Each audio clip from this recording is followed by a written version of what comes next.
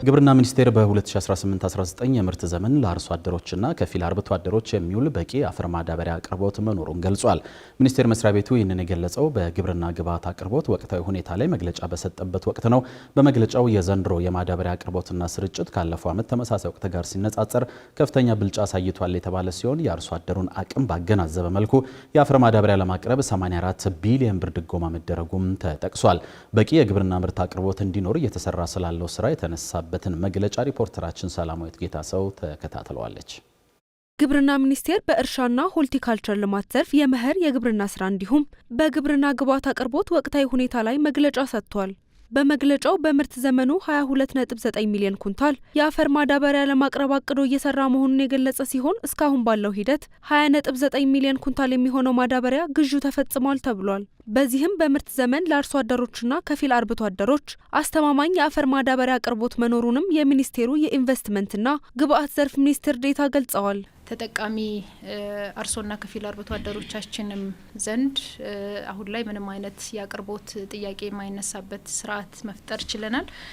በዚህም ለ2018-19 ምርት ዘመን ወደ 22.9 ሚሊዮን ኩንታል የአፈር ማዳበሪያ ለማቅረብ በቅድ ተይዞ እየተሰራ ነው ያለው። እስካሁን ካቀድነው 22.9 ሚሊዮን ኩንታል ውስጥ 20.9 ሚሊዮን ኩንታል ግዢ ተፈጽሞለታል። ግዢ ተፈጽሟል ሲባል ያው ወደ ሀገር ውስጥ መግባት አይደለም። ብዙ ጊዜ ለማስረዳት እንደምንሞክረው ከውጭ የምንገዛ ሀገር እንደመሆናችን መጠን ልክ ስንገዛና ውል ስንፈርም የአፈር ማዳበሪያው ተገዝቷል ነው መረጃው። ከተገዛው 20.9 ሚሊዮን ኩንታል ውስጥ እስካሁን እስከ ሰኔ 17 ድረስ 13.4 ሚሊዮን ኩንታል ጅቡቲ ወደብ ላይ ደርሷል። ጅቡቲ ወደብ መድረስ ብቻ አይደለም። ጅቡቲ ወደብ ከደረሰው 13.4 ሚሊዮን ኩንታል ውስጥ 12.1 ሚሊዮን ኩንታል ወደ ሀገር ውስጥ ተጓጉዟል።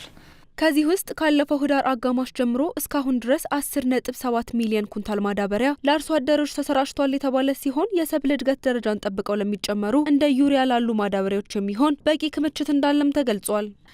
ባለፈው ምርት ዘመን የተወሰነ ከፍ ያለ መጠን ተገዝቶ ስለነበረ ወደ 7 ሚሊዮን ኩንታል ከባለፈው ምርት ዘመን የዞረ ማዳበሪያ አለ።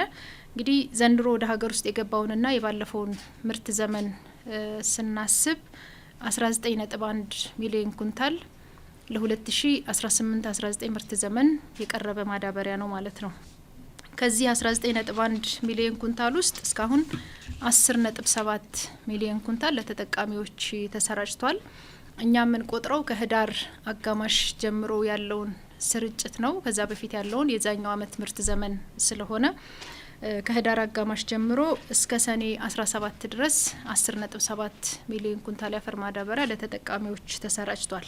እንግዲህ ከ19.1 10.7 አሰራጭተናል ማለት አሁንም በቂ የሆነ ማዳበሪያ እጃችን ላይ ያለ ማለት ነው። በተለይ ዘግይቶ ለሚዘሩ የሰብል አይነቶችና እንደ ዩሪያ የአፈር ማዳበሪያ ደግሞ ሰብሉ በቡቃያ ደረጃ ሲደርስ የሚጨመር ስለሆነ በቂ መጠን ያለው የአፈር ማዳበሪያ እጃችን ላይ ያለ ማለት ነው። እንዲሁም የአርሶ አደሩን አቅም ባገናዘበ መልኩ የአፈር ማዳበሪያ ማቅረብ እንዲቻል የ84 ቢሊዮን ብር የዋጋ ድጎማ መንግስት ማድረጉንም በመግለጫው ተጠቅሷል። በአሁኑ ወቅት በገበያ ላይ የግብርና ምርት አቅርቦት ቢኖርም ዋጋው የሸማቹን አቅም ያገናዘበ አይደለም የሚል ጥያቄ በተደጋጋሚ የሚነሳ ሲሆን ሚኒስቴሩ በመግለጫው ይህ ሊሆን የቻለው አምራቹ የማምረቻ ዋጋ እየጨመረበት በመምጣቱና በአቅርቦት ሰንሰለቱ ላይ ባሉ የአቅርቦት እጥረቶች በመሰረተ ልማትና በህገወጥ የገበያ ትስስር ችግሮች ምክንያት መሆኑንም አብራርቷል። ሚኒስቴሩ ይህንን የዋጋ ጫና ለመቀነስና የተትረፈረፈ ምርት ለማምረት በቆላማ አካባቢዎች ያልታረሱ ሰፋፊ መሬቶች እንዲታረሱ እየተደረገ ነው ብሏል።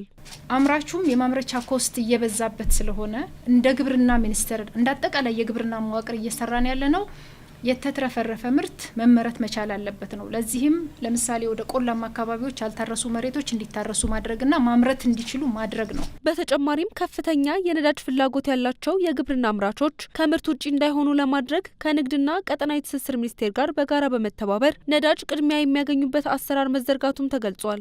አነስተኛ ይዞታ ላላቸው በሆርቲካልቸር ለተሰማሩትና የመስኖ ፓምፕ ለሚጠቀሙት ብቻ ሳይሆን በሰፋፊ እርሻ ኢንቨስትመንት ላይ የተሰማሩ በአበባ እርሻ ላይ የተሰማሩ መቋረጥ የማይችሉ በተለይ ፐረኒያል ክሮፕ ላይ የሚያመርቱትን ነዳጅ እንዳይቸገሩ በሚያለሙበት ክልል ቅድሚያ እንዲሰጣቸው ከዛም ባሻገር ከፍተኛ መጠን ያለው ነዳጅ የሚጠቀሙ አምራቾች ቀጥታ ተጠቃሚ እንዲሆኑም ከንግድና ቀጠናዊ ትስስር ጋር በጋራ የሰራንበትና ያው 100% ፐርፌክት ነው ባልላችሁም ብዙዎቹ ግን ከምርት ውጭ እንዳይሆኑ የማድረግ ስራ ተሰርቷል። በሌላ በኩል የዝናብ እጥረት ሊያጋጥማቸው ይችላል ተብለው ለሚጠበቁ አካባቢዎች ከሜትሮሎጂ ኢንስቲትዩት ጋር በመሆን የቅድመ ዝግጅትና የግንዛቤ ፈጠራ ስራዎች እየተከናወኑ መሆኑን በሚኒስቴሩ የእርሻና ሆርቲካልቸር ልማት ዘርፍ ሚኒስትር ዴኤታ ተናግረዋል። በአሁኑ ሰዓት የዝግጅት ስራዎች፣ የአዌርነስ ስራዎች፣ የፕሪፐርድነስ ስራዎች ምንድነው መሆን ያለበት፣ ምንድነው መሰራት ያለበት የሚለውን እነዚህ የኤልኒኖ ይከሰታል በተባለባቸው ወረዳዎች ላይ ከሜትሮሎጂ ኢንስቲትዩት ጋር በጋራ በመሆን እየተሰራ